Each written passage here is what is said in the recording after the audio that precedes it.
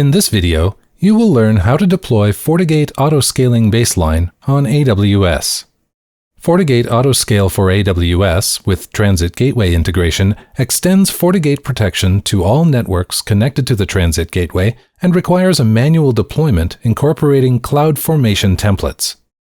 Support is available for FortiOS 6.2.1 or later and only supports on-demand instances. Use the region selector to choose the AWS region where you intend to deploy the solution. The deployment package itself is located in the Fortinet GitHub project. Here we show the simplest deployment method, which is to click on the Launch Stack button. Now specify stack details, including CloudFormation parameters and FortiGate VM configuration. The latter includes the FortiOS version and an admin port number. Be sure to note the admin port number. You'll need it later to log into the FortiGate.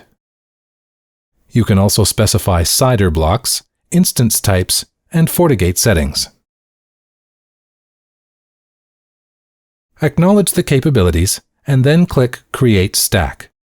The deployment takes around 10 minutes and is finished when each stack has a status of Create Complete. We recommend finding newly deployed resources by filtering on the resource tag prefix, also referred to as the resource group tag key. When searching, you can use the unique ID. Both of these are listed on the Outputs tab of the newly deployed stack. For example, to look up the newly deployed VPC using the resource group tag, select Services in the main AWS console. Under Network and Content Delivery, go to VPC. Click on Your VPCs in the left navigation tree. Click the filter field and choose Resource Group from the list of tags. Now select your resource tag prefix from the list. Your VPC will be displayed.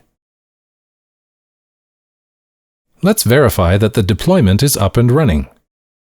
On the EC2 dashboard, under Instances, click Instances. Locate instances using the resource tag prefix. Instances will be listed with their current state. Under Autoscaling, click Autoscaling Groups. Select the group, and you'll see its instances listed on the Instance Management tab of the lower panel. There should be at least 2 instances, and the instance lifecycle for each one should be in service. You have now verified the deployment. Now we'll gather information we need to log in to the primary FortiGate.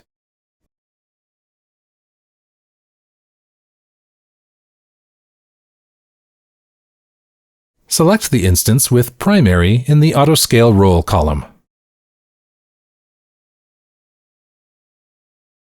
Make note of the instance ID and the public IPv4 address. Now, log into the FortiGate. Open a new tab in your browser. Using HTTPS, enter the public IPv4 address you just noted and the admin port number that you specified in the CloudFormation parameters.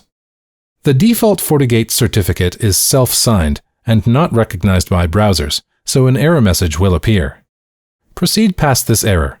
Later, you can upload a publicly signed certificate to avoid this error. Log in with username admin and use the previously obtained instance ID as the password. The first time you log in, you'll be prompted to change the default password.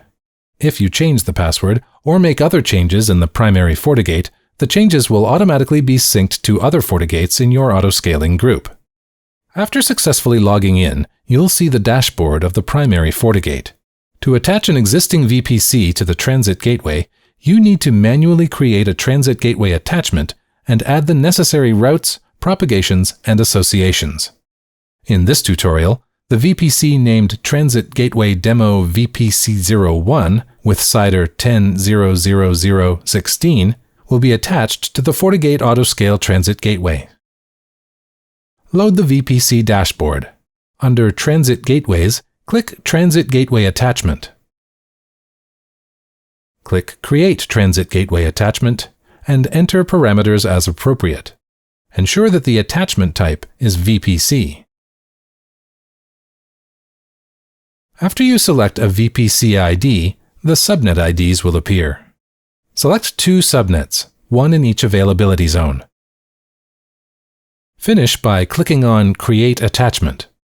Once the state changes from pending to available, you need to add a route.